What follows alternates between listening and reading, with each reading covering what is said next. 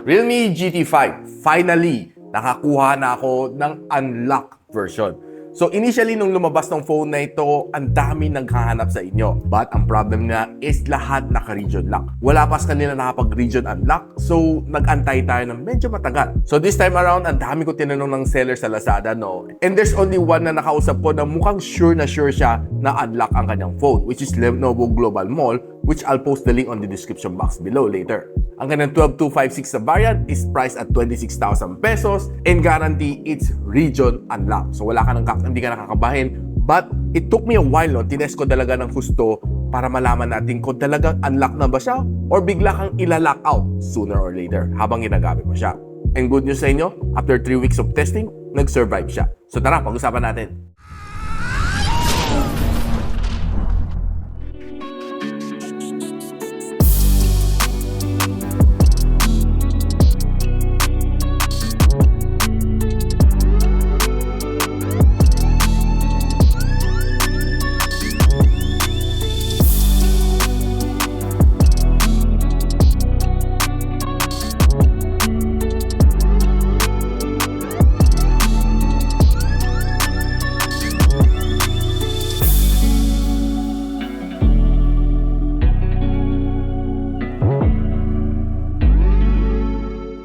So ang variant na pinili natin is ang kanang silver variant. Probably this is the best colorway na gusto ko i-feature dito sa aking channel, no? Probably there's other colors that might be good, may green din siya, but this one seems to stand out. And yung kanyang camera bump dito sa ibabaw is symmetrical, which looks very similar, parang yung shades ni Cyclops sa X-Men. Now, ang grip na itong phone na ito is definitely good dito sa aking kamay. And I love the curve dito sa likod, no? Hindi siya edgy, ang sarap hawakan, no? Hindi siya makanto, itong phone na ito. Now guys, gusto ko lang quickly share sa inyo ang story ko bakit wala ang mga GT series dito sa Philippines. Now, tinanong naman natin si Realme before. Ang sagot nila sa atin is that walang pambili ang Pinoy. Kasi hindi naman biro mag-launch na isang phone like this one, medyo may pagkamahal. Eh, ang hanap ng masa is yung mga phones below 10,000 pesos. So most likely ito, kung nag-landed to globally dito sa Pilipinas, this might reach around mga 35,000 pesos, more or less. So imagine yung gastos ng Realme to launch itong phone na ito. Kailangan nila mag-campaign at kailangan nila magpadala sa mga tech reviewer para sabihin lang nila na ito na ang phone na tatalo sa iPhone 15 Pro Max.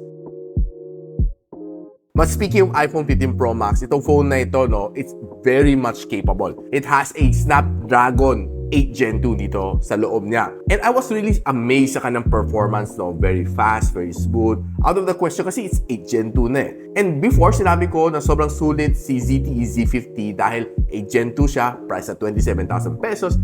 This time around, I would say this is probably the better value. Kasi maganda ang form factor niya, maganda ang performance niya, and pati camera niya is quite good din. Malalaman natin a little bit later. Now, the phone na ito was able to give me a near 1.6 million score dito sa Antutu benchmark. Medyo na-surprise ako sa kanya kasi I was expecting at around mga 1.5 something or 1.4 something dahil this is hindi siguro yung super duper optimized na 8 Gen 2 kasi there are mga price na around mga 30,000 pesos or 40,000 pesos na 8 Gen 2 na mas mataas ang score kasi better optimized. But hindi ka mapapaya dito sa Realme GT5 dahil ang taas ng kanyang score dito sa Antutu benchmark pa lang. Now, pagdating naman sa Wildlife Extreme Stress Test, it was able to give me a 3,600 score sa looping niya and ang kanyang stability dito, 98.3%. Ang ganda. Ito ang kanyang CPU benchmark score. It was also able to attain a 2,000 points kanyang single core score. And 9,300 naman nakuha na sa kanyang GPU score. Further natin patitibayin ang benchmarking dito sa phone na ito. Ito ang kanyang thermal throttling test. All green. Tinest natin to for mga 6 times paulit-ulit. It was able to give me roughly the same score na ganitong graph, no? It was able to throttle din sa 92% ng kanyang maximum performance, which I think, okay na okay to. Now, putting the benchmark aside on a real-world performance, everyday usage ng phone na ito is so smooth. Ginamit ko siya as my daily driver. I was really amazed. Sobra ako natuwa sa kanya dahil sa ganang performance. Ang ganda, ang smooth ng UI niya. And I love the way how it was optimized ang Realme UI 4.0. And by the way guys, ang hawak natin dito is a 12256. Meron pa siya isang higher variant, 16512. And naka-UFS siya na 4.0, ensuring you fast data transfer. Tingnan nyo guys, so pwede nyo pa i-RAM expand dito, 12 plus 12. So it gives you 24. Wow! 24 ang kanyang RAM. Daig pa yung mga flagship ni Xiaomi, oh.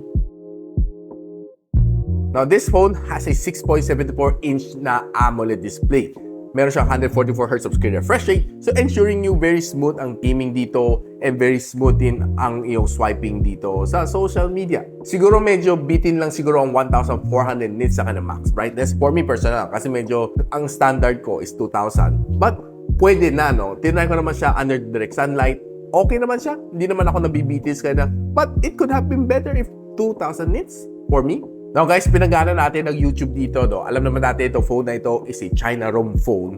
Wala pang global variant to, no? So, installing Google Play Store is very easy. Just all you need to do is go to APK Pure. Download lang ang Google Play Store APK. Install, then boom, tapos na. So, YouTube is working pretty fine dito. So, watching some reels dito, mga shorts, is really fun. And I love the colors are quite punchy and the black is definitely blacker. And swiping on this phone has never been this fun. Expect really nice display from this phone. Talagang mag-e-enjoy ka, pati buong pamilya. And another thing na I want to share to you is that symmetrical ang kanyang bezel. So, hindi siya super nipis, but for me, it's quite good. And ang ganda lang sa kanya is symmetrical siya, pati ilalim, no? Normally, mga ibang phones, makikita mo, ang baba niya is a little bit thicker than yung sides niya, no? But this one, saktong-sakto, parehong-pareho ang kanyang bezel. And one thing na gusto ko rin dito sa kanya is pag nilapag mo siya sa table, hindi siya magwa-wobble kasi pantay ang kanyang camera bump sa ibabaw, no? So, yeah, goods. So guys, since itong phone na ito is almost a flagship level na phone, meron siyang stereo speaker dito sa kanya, no? So gusto na natin i-test kung gaano kalakas ang sound niya bago ko sabihin sa inyo kung malakas na ba or katamtaman lang.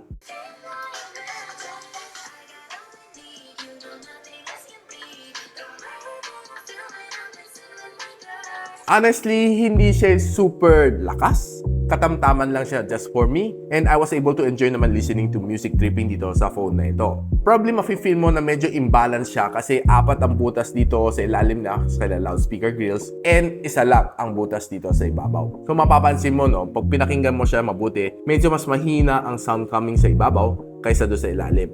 But if you want really nice sounds, I have here is the edifier na Neo Buds Pro 2. And I have been using itong buds na ito for 3 weeks kasama na itong Realme GT5. And ito ang daily driver ko together with this one. And what I like dito sa kanya is sobrang ganda niya. Sobrang futuristic na kanya design. And knowing na edifier, you get quality sound sa kanya. And one thing na gusto ko rin sa kanya dito is sobrang comfy ang kanyang fit sa aking tenga. So, you can change your tips kung feel mo na medyo mas maliit o mas malaki. Ito sa aking medium katamtaman lang, no, yung kanyang default. So, once na nilagay ko dito sa tenga ko, mafe-feel ko, no, parang nasa sementeryo ko. Parang wala akong narinig sa aking background. Siguro kung meron sumigaw doon, hindi ko na siguro maririnig. Sa sobrang tahimik. Makita mo yung fit niya is sobrang comfy. Minsan lang ako magsabi ng ganun kaganda sa buds, no? But this one truly deserve a good rating from me. Siguro I'll give it a 9 out of 10 na rating, no? If you ask me. So, sobrang sarap nito. And if you're playing games, you're watching videos, or just simply music tripping, this is probably the perfect buds for you. Imagine mo naman ang ganda ng phone mo, GT5. Presyo na nasa 26,000. Bumili ka ng mga buds mga worth 700-800 pesos. Hindi siya level, no? It's just like buying a iPhone, tapos lalagyan mo lang ng mumurahing case, so it looks cheap, no? Now, if you want to enjoy together with your GT5, si Edifier Neo Buds Pro 2 is definitely my personal recommendation sa inyo. No? If you want to check it out, I'll be linking on the description box below. And for me, sobrang sarap niya, no, guys. I really love listening to music dito sa buds na ito. And on gaming, kayang-kaya niya. May low latency din pala siya, guys, by the way. Link on the description. Now, the phone na ito has a 5,200 mAh na battery, which is a little bit bigger than the mga usual normal na standard na 5,000. And ang kanyang battery can support 150 watts na fast charging. Meron pa siya higher variant, no, that can support 240 watts, but binili natin is the 150. Feel ko okay lang 150, and charging from 0 to 100 takes you roughly mga, I think, mga 16 minutes to complete this full charging cycle, which is definitely fast. Siguro ang wala lang dito sa kanya is wireless charging capability, which might be a plus for somebody like me na mahilig sa wireless charging. Now, for the fun part, itong phone na ito, tinest ko for 3 weeks, nilagyan ko ng Globe and Smart na SIM. And nagbabasa ako sa mga forum, no, and may nagsasabi na itest ko na mabuti itong phone na ito. Kasi may iba, after 2 weeks, bigla mag-region lock. So, I'm on my 3rd week and heading towards the 4th week. I can assure you na itong phone na ito, gumagana pa si Globe and si Smart and si dito SIM. So you don't have to worry about dito sa phone na ito. It's assured na it's unlocked. So I'm not sure sa ibang seller, they might say na unlock siya pero hindi ako masyadong kampante. Dito sa kanya, definitely, it's sure 100%. Tested ko na. Now, putting to phone na ito to gaming performance test. Now, alam naman natin si 8 Gen 2 should be performing at its top performance kasi it's the flagship level chip. And of course, di pa namang masyado sikat si 8 Gen 3. Ilan lang mga phone na may 8 Gen 3, no? Si 8 Gen 2 pa rin ang pinaka-common na flagship chip. So putting 3 games dito sa phone na ito, Genshin Impact, Farlight 84, and si Call of Duty Mobile. Here are the maximum graphical settings na pwede natin igamitin dito sa phone na ito. And playing Call of Duty Mobile, this game is definitely smooth. Naglaro tayo ng mga rank matches and Battle Royale dito. It was really great. What I like dito sa kanya is that yung kanyang touch response is really fast. Wala naman ako na-feel na lags dito while I was playing this game. And pagdating naman kay Farlight 84, naglaro tayo ng mga deathmatch, Battle Royale, it was also quite smooth. Though, feel ko no, na medyo uminit siya konti dito sa likod, it was hitting at around mga 44 degrees Celsius based on sa akin thermometer. Now, pagdating naman sa Genshin Impact, it was also giving me a good experience na gaming dito sa phone na ito. After playing for 1 hour, kahit medyo marami ng kalaban, no, biglang sumugod sa'yo, I would say na sobrang smooth pa rin siya. Medyo siguro a little bit of lag, but overall the performance was really great dito sa Realme GT5. So guys, right now, pag-usapan naman natin ang kanyang camera dito, no? And ang kanyang camera starts with a 50MP na main camera sensor with OIS and a 8MP na ultra-wide sensor and a 2MP na macro lens. Shooting up to 4K and 60, ang kanyang front-facing camera is a 16MP na can only shoot up to 1080 and 30. Probably yun ang limitation dito sa kanyang front-facing camera. Now guys, i-analyze natin some camera shots na nakuha natin dito. And of course, let's start off with a ultra-wide na shot. I'm really surprised dito sa shot na ito. No? Makita natin dito medyo pa sunset. And look at the cloud and details dito sa kanyang cloud, which looks very nice and very dramatic if you take a look at this photo. And pag tinignan naman natin dito sa building, very much preserved pa rin ang details sa buong building. Now, this one is a normal shot. Makapapansin mo, no, na yung kulay ng sky niya, this one is a little bit more lighter na blue as opposed dito sa ultra-wide shot niya, which is darker blue konti. And pati sa building, mapapansin mo na medyo mas lighter konti ang color niya. Now, if you zoom it in using the 2x zoom, this is what you'll be seeing, no? Medyo a little darker naman siya ngayon this time around as opposed dito sa kanyang 1x zoom na shot. Ang color ng glass dito sa building. And zooming it all the way to 5x zoom, this is how it looks like. Pag tinignan natin, no, okay pa naman, medyo a little bit may konting noise, pero still usable naman ang photo na ito. Now, checking out some of these shots, makita natin these leaves na na-capture natin dito sa harap. It was easy to focus and makita mo yung background blur is also really smooth. Checking naman tong cut shot ito, this is a 1x zoom shot and this is a 2x zoom shot. Now, pag tinignan natin dito sa kanyang details, sa kanyang whiskers, it's still very much preserved ang kanyang details. Now, if we go indoors this time around, taking some food shot naman under low light condition, yung mga ano niya, no, wet part ng meat, no, and it looks really nice and very realistic to photo na ito. Almost looks the same color doon sa nakikita ko na food, no, and taking another look at another angle, it's also nice and the same. This potato shot, ang ganda na pagka-render dito sa photo nito. I was really surprised that this was able to take in this nice shot. And looking at this one, kita mo yung mga water droplets niya na nandiyan pa. It looks really nice. Tingnan natin to ensalada na shot. Pag zoom in mo, no, very, very nice, no. I really like this one. Would love to take more shots na ganito on this camera. It really was able to perform on indoors. Taking a look at this takoyaki, looks nice and looks yummy and medyo realistic ang kanyang color. Pero pag tinignan natin dito sa isaw na ito, medyo parang masyado pagka-orange naman niya dito. Now, if we go out and take some night photography, we would see na ang ganda rin ng pagka-render ng mga night photos na ito. And what's nice din dito sa kanya is other camera might tend to overexpose the shots, but ito, okay na okay pa rin siya. Now, checking some selfie camera shot, I would say ang ganda ng pagka-render ng picture na ito. It was really sharp and all the details, preserve na preserve sa aking mukha. And taking some further shots na may sunset sa background, it also looks nice. Pero medyo mas maputi lang ako ng konti dito. Further taking some camera shots indoor, looks really nice and very much rich ang kanyang details. And another indoor shot. Now, probably one of the thing na napansin ko sa kanyang front-facing camera, this one can only shoot up to 1080p and 30 FPS. Now, the downside dito sa kanya is you'll see na medyo nakakahilaw tingnan, no? Kasi it's a bit shaky. But the resolution seems nice. Now, ito naman ang kanyang video quality if you're taking it using the rear camera at 4K and 30. Medyo shaky konti, but hindi sobrang kasing shaky ng kind of front-facing camera. And you would see the green are green. Okay naman siya, hindi naman siya masyado saturated, no? And the blue sky is quite good.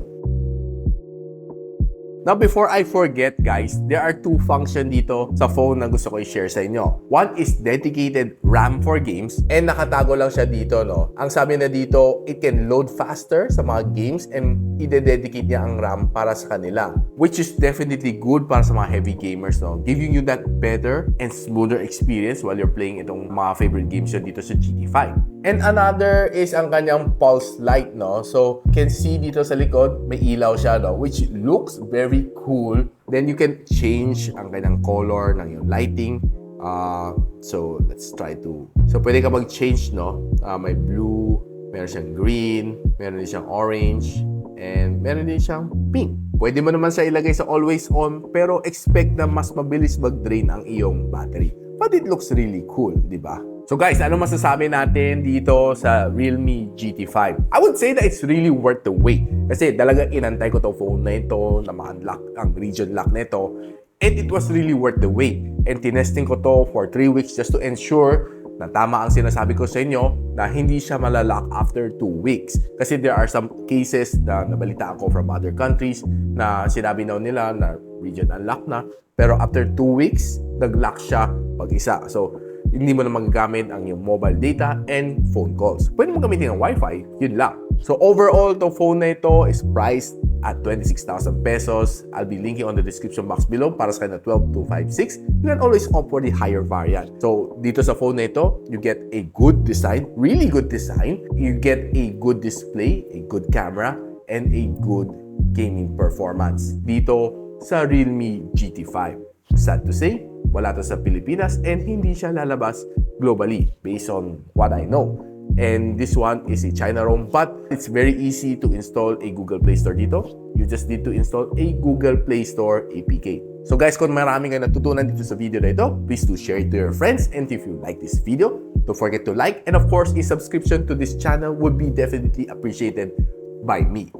I'll see you on the next one. And so, ako para si Richmond, and you're watching Gadget Sidekick.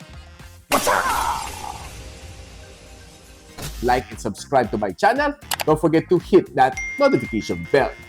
For one of my latest uploads, click the dito. And for one of my popular uploads, click here.